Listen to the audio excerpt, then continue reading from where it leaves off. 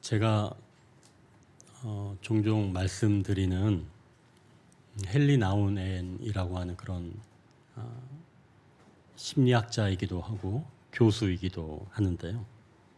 이 헨리 나우엔이 1986년까지 줄곧 대학 강단에서 교수로 활동을 했습니다.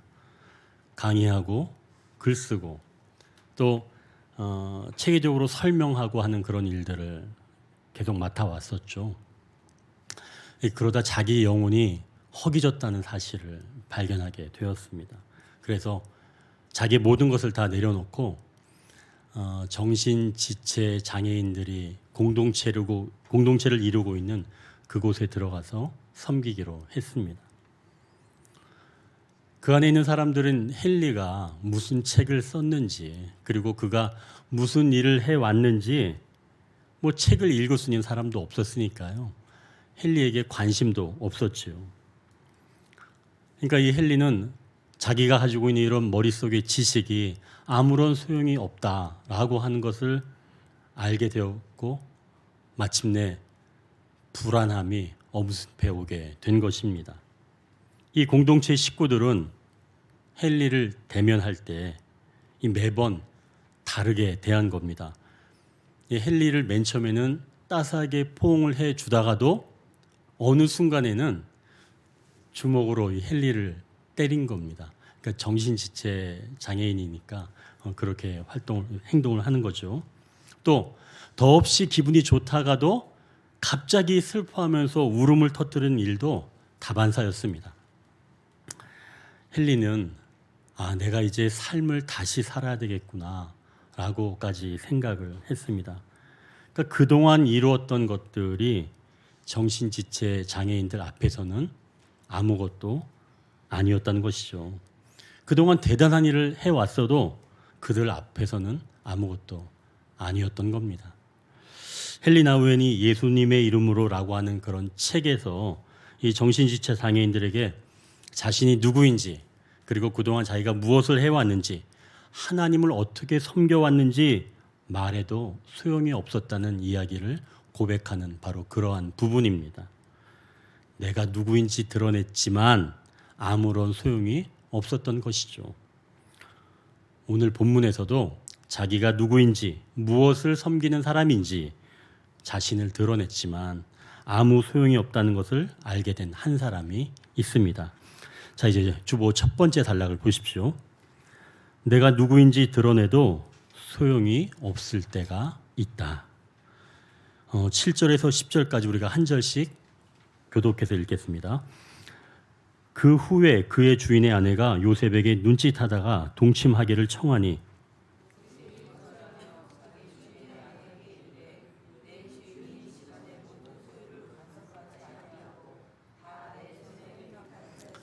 이 집에는 나보다 큰 이가 없으며 주인이 아무것도 내게 금하지 아니하였어도 금한 것은 당신뿐이니 당신은 그의 아내임이라. 그러즉 내가 어찌 이 큰 악을 행하여 하나님께 죄를 지으리이까.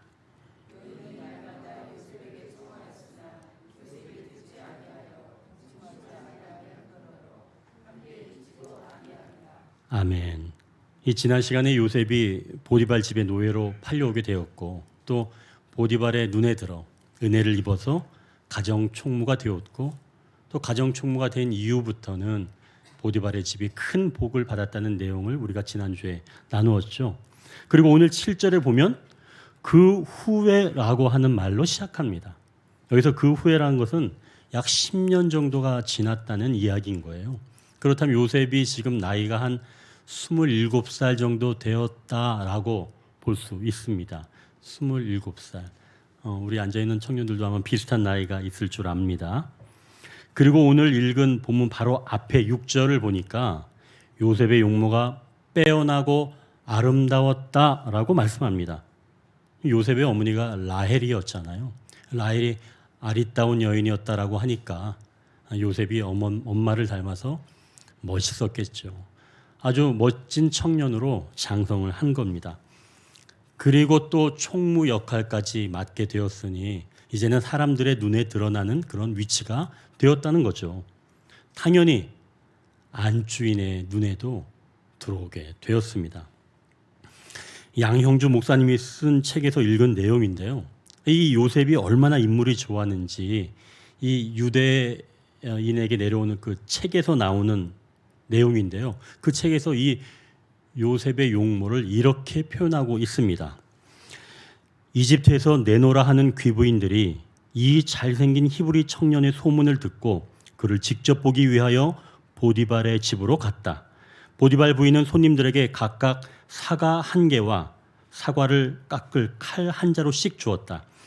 요셉이 그들의 시중을 들기 위하여 방으로 들어섰을 때 그의 모습에 반한 귀부인들은 모두 정신이 팔려 손가락을 베이고 말았다. 이를 본 보디발 부인이 말한다. 당신들은 한 번 보고 매혹당하는데 나는 얼마나 불타오르겠소. 이렇게 요셉의 용모가 빼어나고 아름다웠기 때문에 보디발 부인이 요셉을 유혹하게 되었다라고 하는 겁니다. 물론 그 밖에 다른 이유 때문에 요셉을 유혹했다고 하지만 이 첫 번째 이유인 이 요셉의 용모가 빼어나고 아름다웠다라고 하는 것이 가장 큰 이유입니다. 자, 그럼 사람이 아름답다고 다 유혹합니까? 그렇지 않죠. 제가 지난번에 말씀드렸던 것처럼 우리는 새 왕국이 있다는 것을 이제 알고 있습니다. 새 왕국, 첫 번째 왕국은 비록 이 땅에 살고 있지만 이미 시작된 나라를 살고 있는 그런 사람이 있는가 하면, 또 하나는 세상 나라가 있고 다른 한 나라는 마귀가 통치하는 그런 나라가 있다고 말씀을 드렸지요. 자, 그럼 이 세상에 살고 있지만 하나님 통치를 받는 사람은 아름다운 사람을 볼 때 어떻게 반응할까요? 그 사람을 아름답게 지으신 하나님을 찬양합니다. 또한 세상 나라에 사는 사람은 그 아름다운 사람을 보고 그냥 아름다운 것을 감상하지요. 그럼 마지막 마귀 나라에, 즉 마귀에게 통치를 받고 있는 그런 사람이 있다면 그 사람은 그 아름다운 것을 보고 어떻게 생각할까요? 음욕을 일으키는 거죠. 그리고 내 것으로 만들려고 합니다. 자연에서도 아름다운 꽃을 보면 하나님의 나라를 사는 사람은 그 아름다운 꽃을 보면서 하나님이 지으신 세계를 찬양하겠죠. 세상에서 사는 사람은 그 아름다운 꽃을 보고 아름답다라고 생각할 겁니다. 그러나 마귀의 통치를 받고 있는 사람, 즉 자기 욕심에 이끌린 사람은 그 꽃을 꺾어서 자기 집으로 가져가서 자기만 보려고 하겠지요. 그리고 하루 이틀 지나서 시들어 버리면 아마 곧 쓰레기통으로 버리고 말 것입니다. 보디발 부인도 이런 부류가 아닐까요? 요셉의 빼어나고 아름다운 모습을 보고 음욕을 일으켜서 자기가 그것을 가지려는 것 말입니다. 자, 이런 보디발 부인의 이런 요청에 요셉은 어떻게 지금 대답을 하고 있습니까? 8절을 보니까 분명하게 말하고 있습니다. 거절하며 라고 말씀합니다. 이렇게 분명한 의사표현을 해야 합니다. 안 됩니다. 아닌 것은 또 아니라고 이야기할 수 있는 용기가 필요한 거죠. 단호하게 자기 생각을 말로 표현해야 합니다. 요셉은 3가지 정도로 지금 거절하는 이유를 말하고 있는데요. 첫 번째는 8절에 내 주인이라고 말합니다. 이 보디발을 말하면서 그 여인의 그 흐트러진 생각을 바로잡도록 남편 이야기를 하는 겁니다. 당신은 지금 남편이 있는 여인입니다. 그리고 그 남편은 저에게는 주인입니다. 이 여인이 생각을 고칠 수 있도록 요셉이 길을 열어주는 거죠. 내 주인이라고 하는 말을 하면서 말입니다. 또 두 번째로는 9절에 나옵니다. 이 집에는 나보다 큰 이가 없으며 주인이 아무것도 내게 금하지 아니하였어도 금한 것은 당신뿐이니 당신의 그의 아내임이라. 주인이 자신에게 베풀어준 은혜가 큰데 어떻게 유일하게 금한 당신을 넘보겠습니까? 그것은 주인을 배신하는 행위입니다. 요셉은 일반 윤리를 얘기하고 있는 거죠. 주인에게 지켜야 할 도리가 있다는 겁니다. 이제 마지막 세 번째 거절의 이유는 더 분명합니다. 내가 어찌 이 큰 악을 행하여 하나님께 죄를 지으리까? 이 죄는 하나님의 질서를 깨는 행위이며 하나님께 상처를 입혀드리는 행위라는 것을 말하는 것이죠. 그리고 그 하나님께서 요셉과 언제나 함께 하셨기에 하나님 앞에서 죄를 짓는 행위를 한다는 것입니다. 이거는 기독교 윤리죠. 요셉이 이렇게 세 가지 정도의 반대 이유를 가지고 지금 설명을 한 겁니다. 자, 그러면 보디발 부인이 알아들었을까요? 한번 10절을 보십시오. 그런데도 여인이 날마다 요셉에게 청하였다고 말씀합니다. 헬리나 우엔이 정신지체 장애인 공동체에서 자신이 지내왔던 그런 모든 이야기들을 했지만 관심도 없었죠. 그들에게 자신을 드러내도 아무런 소용이 없었습니다. 요셉도 이러한 벽을 느꼈습니다. 10년 동안 하나님의 도우심 속에서 가정 총무로 일하면서 그 가정을 위해서 열심히 일을 했고 또 그 가정은 요셉이 열심히 일을 했기 때문에 그렇게 부와 또 명성을 더욱더 넓혀갔는데 지금은 막무가내로 덤비는 이 부인 앞에서 자신의 존재가 아무것도 아닌 너무나 초라한 존재라는 것을 알게 된 것일 뿐입니다. 자, 그럼 이제부터 요셉은 어떻게 해야 할까요? 요셉은 하나님과 동의한 사람이니까 이럴 때 보디발의 부인에게 더 가까이 다가가서 그를 변화시키는 것이 좋을까요?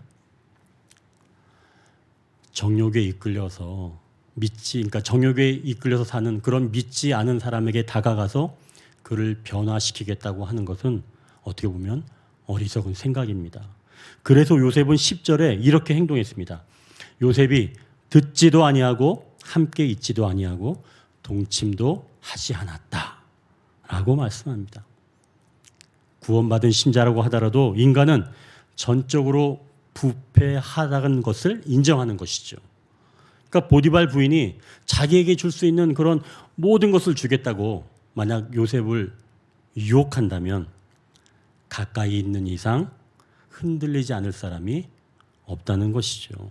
그러니 믿는 자는 유혹이 심한 곳, 육체의 정욕을 일으키는 그런 사람은 피해야 합니다. 겉보기에는 달콤해 보일지 모르지만 유혹의 속은 겉모습과는 완전히 다르다는 것이죠. 이제 조금 있으면 이 유혹의 실체를 알 수 있습니다. 이제 두 번째 단락입니다. 유혹의 실체는 겉보다 더 추악하다. 여러분 13절을 같이 읽겠습니다. 그 여인이 요셉이 그의 옷을 자기 손에 버려두고 도망하여 나감을 보고, 지금 요셉이 자기 옷을 버려두고 도망하였다고 말씀합니다. 주인의 아내 앞에서 지금 종이 도망하였다는 것은 그가 가지고 있는 모든 지위를 버려두고 도망하였다는 겁니다. 이제 돌이킬 수 없다는 거예요. 보디발 부인도 그거를 알았습니다. 아, 내가 이제 이 사람을 가지지 못하겠구나. 이렇게 유혹이 실패했을 때 유혹은 어떤 모습으로 변화되어 나타날까요? 진정한 사랑에서 나오는 것이 아니기 때문에 수치심이 분노와 미움, 그리고 더 나아가서 증오로 나타납니다. 이제 그녀가 어떻게 하는지 14절을 보십시오. 14절 보니까 이렇게 말씀합니다. 그 여인의 집 사람들을 불러서 그에게 이르되 보라, 주인이 히브리 사람을 우리에게 데려다가 우리를 희롱하게 하는도다. 그가 나와 동침하고자 내게로 들어오므로 내가 크게 소리 질렀더니. 그녀가 요셉을 지금 누구라고 이야기합니까? 히브리 사람이라고 이야기합니다. 히브리 사람은 제가 몇 번 말씀드린 것처럼 강을 건너온 사람입니다. 즉 애굽 사람과 다른 이방인을 말하는 거예요. 이렇게 말하면 기존에 자기 집에 있는 사람들과 갈라치기를 하는 겁니다. 그러니까 자기의 잘못을 숨기기 위해서 분열을 시키면서 요셉을 궁지로 몰아가는 것이죠. 이런 일들은 요즘도 너무 쉽게 자주 눈에 띄게 일어나는 일입니다. 자기의 잘못을 가리기 위해서 다른 갈등을 조장하는 것이죠. 14절에 보디발 부인이 또 어떻게 말하나요?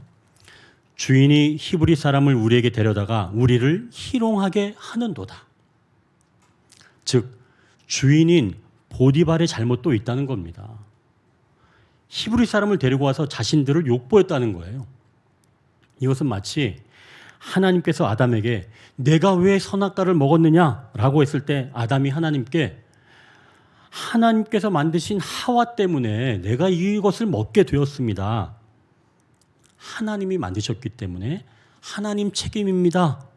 하나님이 잘못이 있다는 거예요. 그것과 지금 동일하다는 거죠. 보디발 부인도 지금 요셉을 데리고 온 남편에게도 책임이 있다는 겁니다. 어디 그뿐입니까? 14절을 보면 자기가 크게 소리를 질렀다고 말합니다. 또 15절을 보십시오. 거기서도 소리를 질렀다고 말하고 있습니다. 18절에도 소리를 질렀다고 말합니다. 아니, 친위 대장의 부인입니다. 그러면 높은 지위는 그런 여인 아니겠어요? 고상하면서도 격이 있는 그러한 여인이었겠죠. 그러나 그 내면에서는 이렇게 괴성을 지르는 그러한 악이 존재하고 있었다는 것입니다. 유혹의 실체는 겉으로는 달콤하고 부드럽지만 그 속살은 이미 부패하여 냄새가 진동한다는 것이죠. 유혹은 겉과 속이 전혀 다릅니다. 유혹은 아름다운 모양을 띄워도 아름답지 않다는 것이죠. 잠언 5장 3절에서 5절까지 이렇게 말씀하고 있습니다.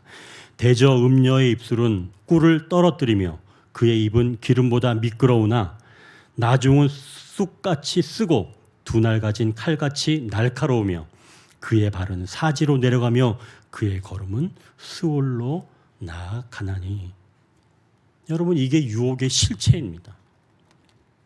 그럼 하나님의 꿈을 꾸며 살아가는 우리 언더교회 성도들은 이 유혹을 대비해서 어떻게 살아가야 할까요? 존 오웬의 시험이라는 책에서 유혹을 대비한 신자의 자세를 크게 두 가지로 말하고 있습니다. 먼저는 선택의 책임이 자기에게 있다는 사실입니다. 이 칼빈의 기독교 강요에서 신자가 자신이 죄에 빠지는 것이 마귀의 유혹 때문이라고 말하지 않도록 엄중히 경고를 했습니다. 그 이유는 이 예전에 이 만이교회 교리 때문인데요. 이 만이교회 교리가 교리 중에는 이 죄를 지으면서도 그 안에 자신의 죄 때문에 죄를 지은 게 아니라 악한 영들이 충동을 했기 때문에 인간의 의지는 책임이 없다라고 하는 교리가 이 만이교회에 있었던 것이죠. 아주 잘못된 교리입니다. 모든 선택의 책임은 누구에게 있다고요? 자기에게 있다는 것을 아는 것이 중요합니다. 자, 그럼 유혹에 대비해서 살아가는 두 번째는 신자의 의무를 감당하는 것입니다. 이 신자의 의무를 세 가지로 나누어 본다면 첫째는 자신을 이해하는 것입니다. 이 사람마다 이 자기가 어떤 부분이 연약한지 알고 있는 것이 중요하다는 것이죠. 어떤 사람은 술을 마시면 절제하지 못합니다. 그러면 그 사람은 술을 피해야 하고 술 먹는 자리를 피해야 합니다. 반면 어떤 사람은 술을 마시지 못해서 술로는 유혹을 받지 않습니다. 반면 노름에는 약합니다. 그러면 그 사람은 노름 자리를 피해야 되는 거죠. 또 어떤 사람은 정욕에 약한 자가 있다면 그 사람은 배우자를 만나서 빨리 결혼을 해야 합니다. 이처럼 자신을 이해하는 것이 중요하다는 것이죠. 자, 두 번째 신자의 의무는 환경을 이해하는 겁니다.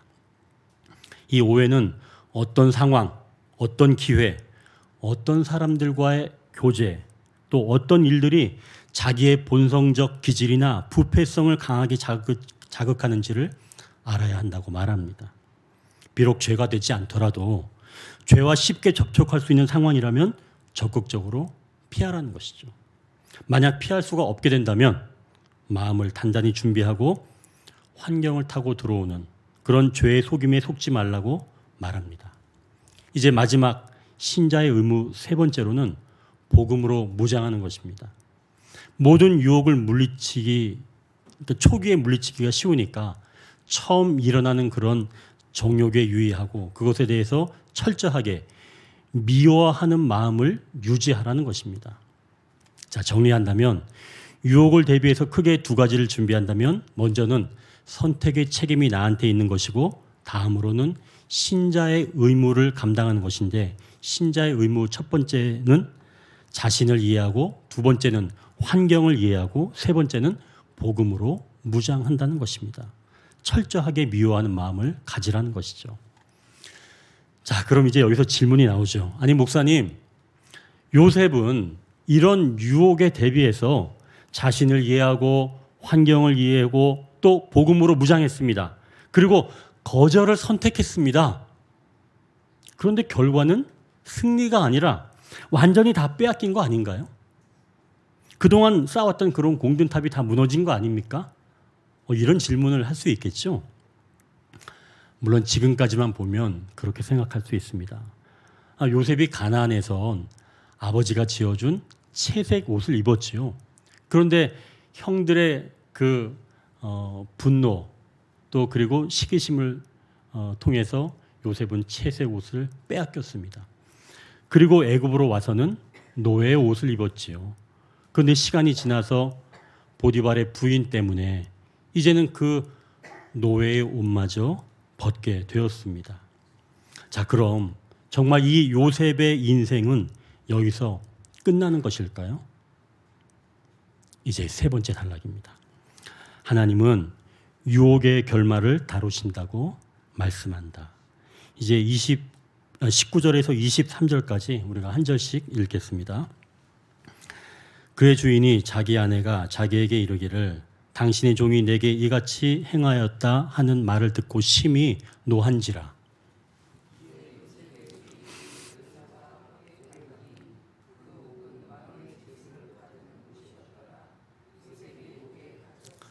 여호와께서 요셉과 함께 하시고 그에게 인자를 더하사 간수장에게 은혜를 받게 하심에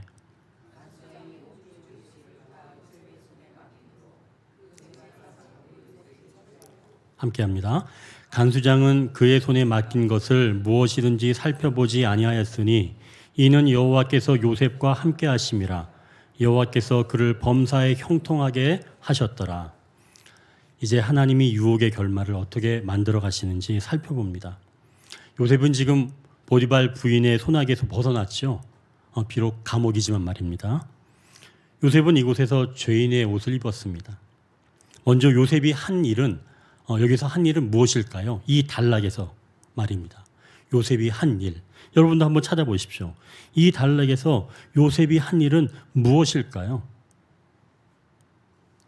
20절을 보면 요셉이 붙잡혔다는 이야기가 나옵니다. 즉 보디발이 요셉을 붙잡았는데 지금 요셉이 붙잡힌 거죠. 그냥 잡혀준 겁니다. 도망가지 않았다는 거죠. 그렇지 않을까요? 요셉은 그냥 도망갈 수도 있었겠죠. 그러나 잡혀준 겁니다. 그 주변에 있었다는 거죠.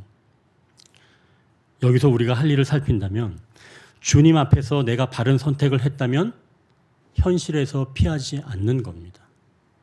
어려운 상황이지만 그것을 맞이하는 것이죠. 물론 요셉의 경우엔 연약해서 도망가지 못한 겁니다. 도망갈 엄두가 나지 않은 것이죠. 그래도 그 상황을 피하지 않은 겁니다. 억울하고 답답하지만 피하지 않고 감당해내기로 결심한 것이죠. 믿는 자가 할 일은 바로 이것입니다. 피하지 않고 그 자리에 있는 것. 여러분, 이건 너무나 중요합니다. 하나님이 일을 하시려고 해도 그 자리에 없으면 일을 하실 수가 없다는 거죠. 내가 올바른 선택을 내렸다면 피하지 않고 그 자리에서 견딜 각오로 있을 때 하나님께서 역사하시는 줄 믿으시길 바랍니다.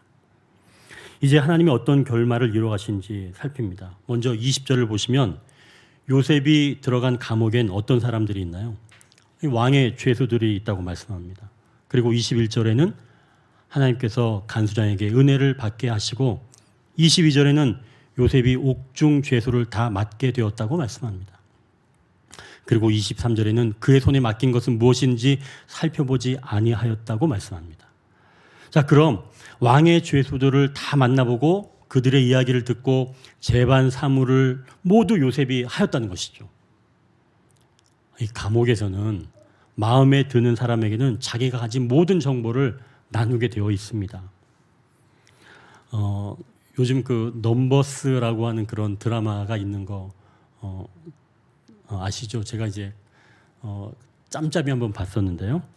그 회계사에 대한 이야기입니다. 이 주인공이 고등학교를 졸업하고 회계사 자격증을 따서 합격을 해서 회계법인에 들어갔는데 그에게 일을 주지 않는 겁니다. 알고 보니까 이 자신이 고졸이라 자기에게 그 일이 배당되지 않은 것을 주인공이 알게 되었죠. 그래서 이 주인공이 처음엔 굉장히 분해하다가 나중에는 내가 밑바닥부터 일하리라 라고 생각을 해서 다른 회계사들의 잡일을 자기가 하기로 결심을 합니다.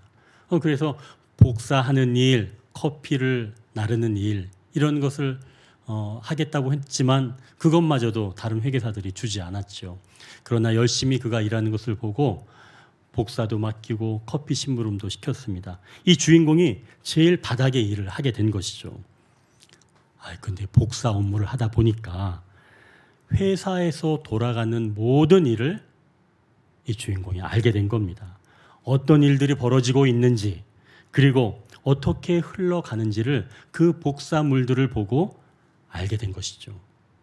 이 덕분에 이 주인공 회계사는 얼마 지나지 않아서 회계법인의 중요한 위치까지 올라간다는 그런 내용입니다.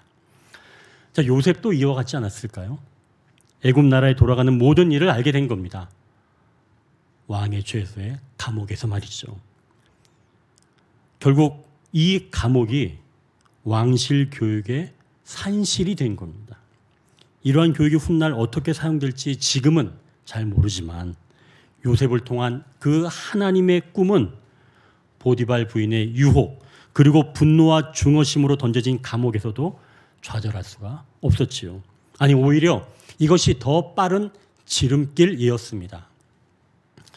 자, 여기까지가 우리가 요셉을 통해서 배울 수 있는 것들입니다. 자, 처음부터 정리한다면 내가 누구인지 드러내야 할 때가 있습니다. 물론 그렇게 드러난다고 해서 소용이 없지만 말이죠. 그리고 유혹이라고 하는 것은 겉으로 드러난 모습보다 그 실체는 더욱 추악하다는 사실입니다. 그리고 요셉은 그 유혹이 가져다주는 결말 앞에서 도망치지 않고 맞이한 것입니다. 물론 연약해서 그런 것이죠. 이때부터 하나님께서 이 유혹의 결말을 다뤄가시는 장면을 보게 되었습니다. 자, 그럼 우리가 이 구절을 보고 본론을 보고 우리도 요셉을 닮아서 유혹을 벗어나야 한다 라고 하는 것이 주제일까요? 여러분 어떻게 생각하세요? 우리도 요셉을 닮아서 유혹을 벗어납시다 라고 하는 것이 주제이겠습니까? 물론 당연히 그래야 합니다. 요셉을 닮아서 우리도 이 유혹에서 벗어나야 하겠죠. 하지만 우리가 유혹을 이기고 매번 승리할 수가 있습니까? 각자에게 있는 연약한 부분을 매번 승리하면서 이겨야 하는데 그게 쉽지 않다는 것이죠. 아니, 조금 더 솔직히 말씀을 드리자면 우리 또 다른 마음 안에는, 그러니까 우리의 이 마음 안에는 요셉보다는 보디발 부인의 모습을 더 닮은 데가 있지 않을까요? 정도의 차이는 있을지 몰라도 말입니다. 내 육체가 원하는 대로 사는 나의 모습 말입니다. 거친 내 감정을 그대로 쏟으며 혈기 부리는 그런 모습 말이지요. 우리의 이런 모습은 감춰두고 요셉의 삶을 본받자고 한다면 너무나 동떨어져 있는 이런 나의 모습과는 동떨어지는 이런 모습을 보고 오히려 내 영혼이 위축되지 않을까요? 요셉의 삶은 예수님을 보여주는 그런 모델이라는 것을 우리는 알고 있죠. 가족에게 팔려 노예가 된 요셉, 그리고 제자들에게 팔려 죄인이 되신 예수님. 요셉은 연약하여 붙잡혔지만 예수님은 만왕의 왕이시지만 힘이 있으셨지만 붙잡혀 주셨습니다. 요셉이 감옥에 들어가서 이 죄수들을 섬기게 된 것은 애굽의 총리가 되어서 결국엔 이스라엘 백성들을 이루시고자 하는 하나님의 꿈이 있지만, 그렇다면 예수님이 죄인이 되셔서 십자가에 달리신 것은 어떤 이유 때문인가요? 이스라엘 백성들을 살리시려고? 아닙니다. 그분을 믿는 모든 자를 살리시려고 예수님은 그 길을 걸어가신 것이죠. 즉 예수님은 하나님이 어떤 분인지도 모르는, 그러면서도 그 하나님을 무시하면서 살아가는, 몸이 원하는 대로 살아가는 그런 보디발 부인과 같은 사람을 위해서 예수님께서 십자가에서 죽으신 것입니다. 요한복음 8장에 한 여인의 이야기가 나옵니다. 서기관과 바리새인들이 이 여인을 붙잡아서 예수님에게 데리고 나왔습니다. 그리고 그들이 이렇게 말했습니다. 선생이여, 이 여자가 간음하다가 현장에서 잡혔나이다. 모세는 율법에 이러한 여자를 돌로 치라 명하였거니와 선생은 어떻게 말하겠나이까? 그들이 묻기를 맞이하지 아니하는지라. 이에 일어나 이르시되 너희 중에 죄 없는 자가 먼저 돌로 치라 하시고 다시 몸을 굽혀 손가락으로 땅에 쓰시니 그들이 이 말씀을 듣고 양심의 가책을 느껴 어른으로 시작하여 젊은이까지 하나씩 나가고 오직 예수와 그 가운데 섰는 여자만 남았더라. 서기관과 바리새인들이 양심의 가책을 느껴 간음한 여인을 돌로 치지 못했습니다. 그러면 우리는 보디발 부인을 돌로 칠 수 있습니까? 아닙니다. 우리도 양심의 가책을 느껴서 보디발 부인을 돌로 칠 수 없습니다. 예수님은 사람들이 떠나자 여인에게 이렇게 말씀하십니다. 여자여, 너를 고발하던 그들이 어디 있느냐? 너를 정죄한 자가 없느냐? 대답하되 주여 없나이다. 예수께서 이르시되 나도 너를 정죄하지 아니하노니 가서 다시는 죄를 범하지 말라 하시니라. 예수님은 이 여인의 죄를 안고 십자가에서 대신 죽으셨습니다. 그 공로로 이 여인은 죄에서 벗어나 자유한 여인이 되었지요. 죄는 미워하지만 사람은 미워하지 않으시는 주님의 은혜가 보디발 부인과 우리에게 임한 줄 믿습니다. 헨리 나우엔이 이 정신지체 장애인 공동체에 들어가서 처음에는 내가 누구인지 드러내었지만 그 사람들로부터 어떻게 당했어요? 주먹으로 맞기만 했잖아요. 누구인지 알아주지 않았잖아요. 헨리는 자신이 선택한 것이라 그 자리를 피하지 않고 내가 누구인지보다 그들과 함께 하는 것을 선택했습니다. 그래서 나중에는 강연을 하러 다닐 때 이 정신지체 장애인 한 명씩을 데리고 다녔습니다. 데리고 다녔다는 표현보다는 함께 했습니다. 한 번은 헨리가 강연을 하는데, 이 강연을 시작하는데 이제 그 정신지체 장애에 함께한 그 장애인 한 명이 빌이라고 하는 그런 장애인이 회중석에 앉아 있다가 이 헨리가 강연을 시작하니까 걸어 나오는 거예요. 그러면서 이쪽 뒤에 의자에 앉는 겁니다. 그러면서 이제 이 헨리가 원고 한 장을 마칠 때 일어나서 그 원고를 자기 테이블에 차곡차곡 한 장씩 쌓아놓는 겁니다. 헨리가 처음에는 좀 부담스러웠지만 나중에는 그 빌로 인해서 편안한 마음이 들기 시작했습니다. 이윽고 강연이 끝나자 사람들이 헨리에게 박수를 쳤습니다. 그때 빌리가 일어나서 헨리에게 다가와 이렇게 말하는 겁니다. 헨리, 내가 한마디 해도 되겠습니까? 헨리는 순간 당황했습니다. 이 친구가 횡설수설하면 어떡하지? 그러나 헨리는 그가 분위기를 흐트러뜨리지 않을 것이라 믿고 마이크를 건넸습니다. 빌이 마이크를 잡고 힘겹게 말하기를 시작했습니다. 이번 연설에는 헨리가 저에게 함께 하자고 했습니다. 저는 이 자리에 함께 하게 되어 매우 기쁩니다. 너무너무 감사합니다. 그 말이 전부였습니다. 모든 사람이 일어나 그에게 따뜻한 박수를 보냈습니다. 단 위에서 내려왔을 때 빌이 헨리에게 말했습니다. 헨리, 내 연설이 어땠어요? 아주 좋았어요. 모든 사람이 당신 연설을 진심으로 좋아했어요. 빌은 너무나 좋아했습니다. 헨리 나우엔이 처음 공동체를 갔을 때 내가 누구인지 드러내어도 소용이 없었지만 하나님의 은혜로 이들은 친구가 되었습니다. 그리고 함께하게 되었지요. 마치 보디발 부인과 우리와 예수님처럼 말이죠. 말씀을 정리합니다. 내가 누구인지 드러내도 소용이 없을 때가 있습니다. 그래도 우리가 누구인지 드러내야 합니다. 유혹의 실체는 겉으로 드러나는 것보다 더 추악합니다. 그리고 선택의 책임을 갖고 그 자리에서 피하지 않는다면 하나님은 유혹의 결말을 다루신다고 말씀합니다. 기도하겠습니다.